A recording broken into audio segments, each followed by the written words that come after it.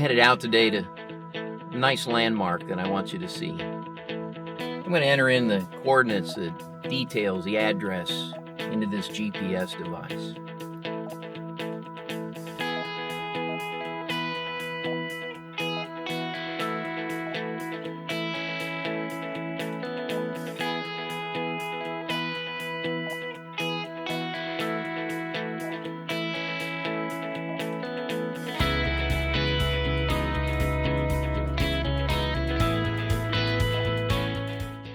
Aren't these things great? You just enter in your destination, give it an address, even give it a general intersection, and it'll call out to you the directions. So that as I'm driving along, come to an intersection, turn right, turn left, continue forward, it tells me what to do. You know, in driving along, perhaps you've been using one of these and you miss a turn. Well, it'll say recalculating. Go back again and recheck the coordinates, tell you where to turn around, how to get back on path. Yeah, this is a handy little device. It'll help us get where we're going today. Let me show you what I want you to see. Please drive to highlighted route.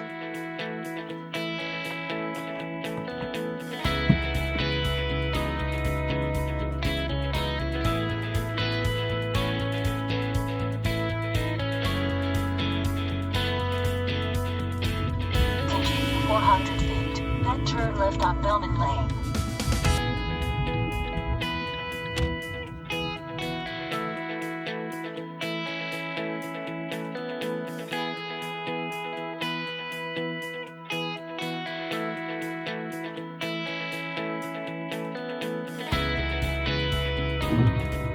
This GPS unit is really like my directional conscience. 4.2 miles, then take exit 7 on right to North 3rd Street. It's giving me the insight where to go, when I should turn, when I should continue on the path. And yet, it's my hands on the steering wheel. I'm actually performing the actions.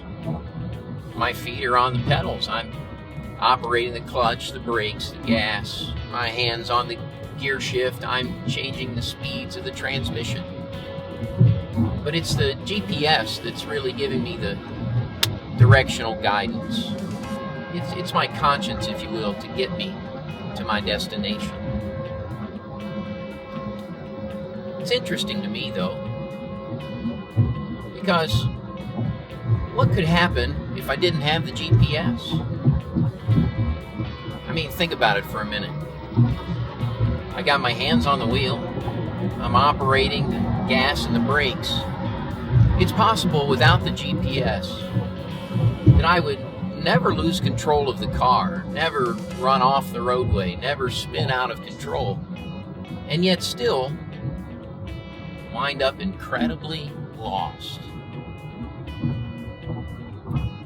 Maybe it wouldn't be that bad, but certainly it could be that while driving, while enjoying the ride, while operating the transmission, steering the wheel, without that directional conscience, without the GPS, maybe I don't get incredibly lost, but I still could end up at a destination that I never really intended reaching.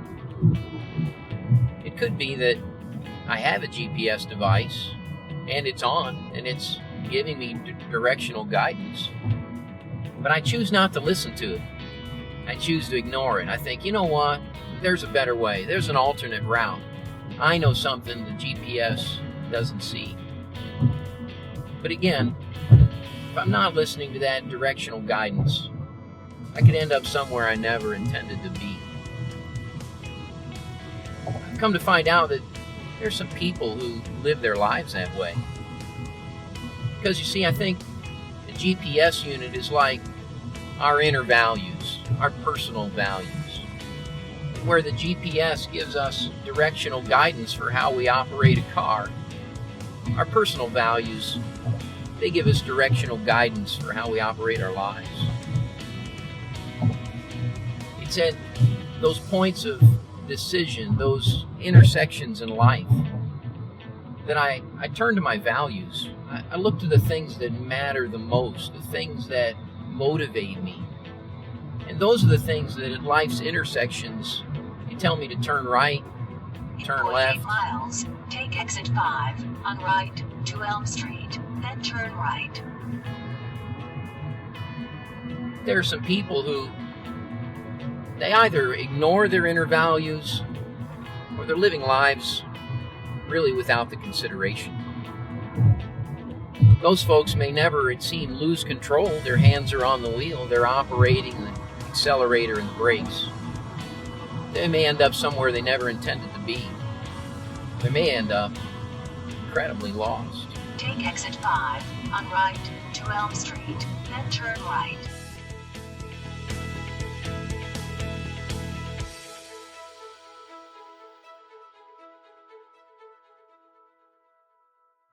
I believe that values help us to determine our proper final destination. Values are good for both direction and destination. When we follow our values, we'll end up at the destination that we really desired. It's beneficial. It's where we wanted to be. As a matter of fact, we've arrived at the place I wanted to show you. This is our destination.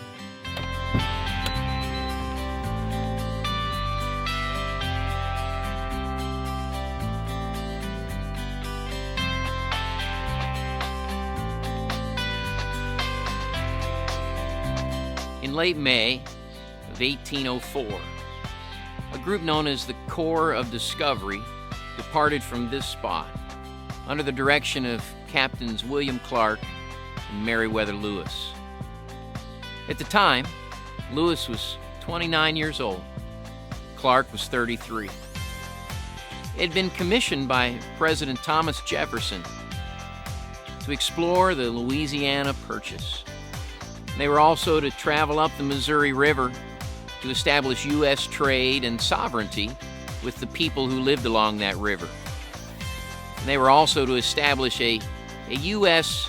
discovery of the Pacific Northwest. In the course of their journey, they accomplished their goals. They followed the Missouri River all the way to its headwaters.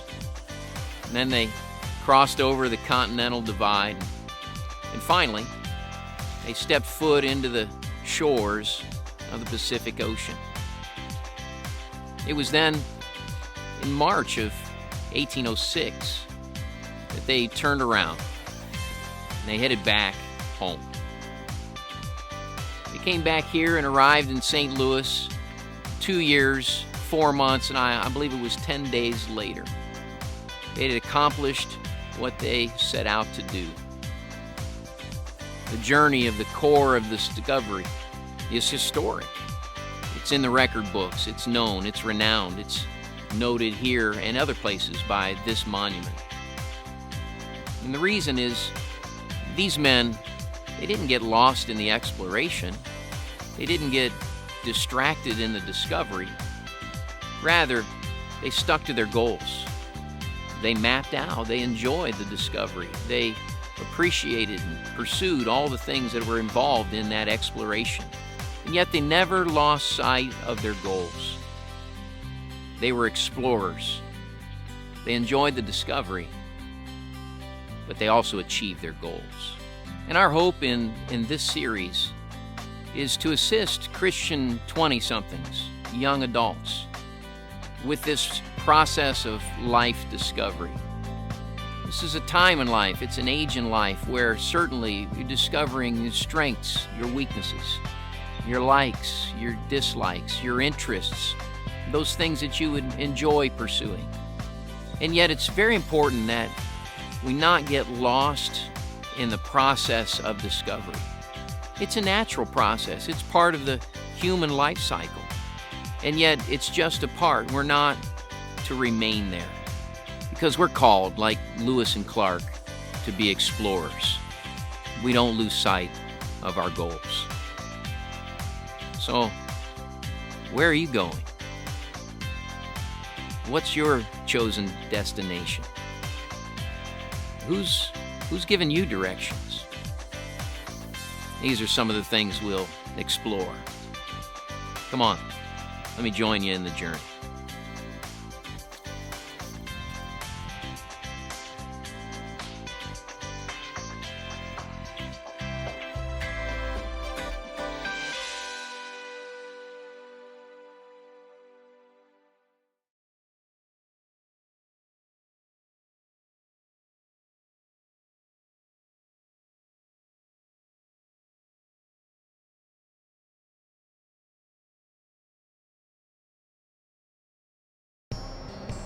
You know, much of the time, life following the path is pretty straightforward.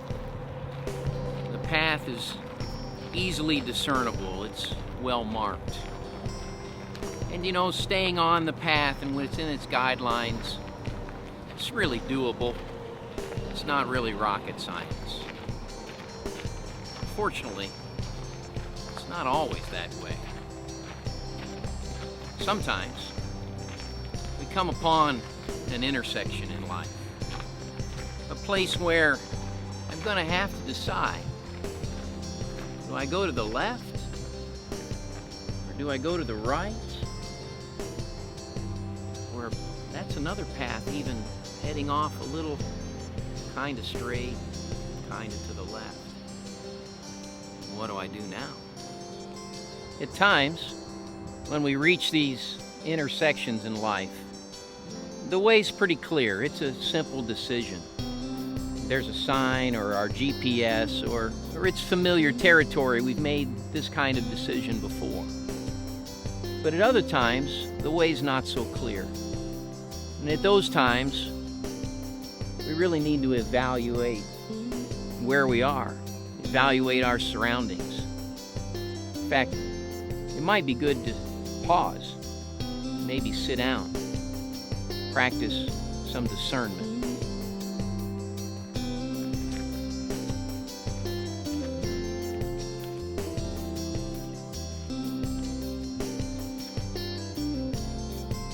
To discern, that means you use your senses, your understanding, to evaluate the circumstances, the surroundings. We need to use discernment before we make a good decision, before we make a judgment. In this case, before I go right or left or continue on in a forward manner. You know, I pull out a bottle, gonna get a drink, some refreshment, but things aren't always what they appear to be. I mean, clearly our first assumption is that this is water. But the bottle's tinted purple, and you don't really know for sure. Yeah, it might be water, but it might be soda. Maybe it's Sprite, maybe it's 7-Up. Well, I need to use some discernment to make a determination, to make a judgment. I'd use my senses, my sight. Of course, it's a clear liquid, but maybe I'll look for the bubbles of carbonation. And then there's touch. I could pour a little out in my hand, and usually soda leaves a sticky residue. I could smell and see if there's an aroma of soda. Water, of course, doesn't have a smell. And then the clearest one is, we'll just taste it. Yeah, it's water. But why would you take the time to do that? You know, who cares? You're just thirsty. Anything will do. Well, that's true. Some decisions, it really doesn't matter. You don't need to practice discernment. But if I were a diabetic and I were in the middle of exercise, then whether or not this is soda or water is a more important decision. And there are times even when those senses aren't as clear when we're trying to discern something. Let me show you something. I have here 2 different pocket watches. Both of them are mine. But I would tell you they're very different. One of these pocket watches I received as a gift from my mom when I was younger. And It holds sentimental value, but really, it doesn't have a lot of monetary value today. The other pocket watch has quite a bit of value. It was made in the late 1800s. It's probably much more than 100 years old.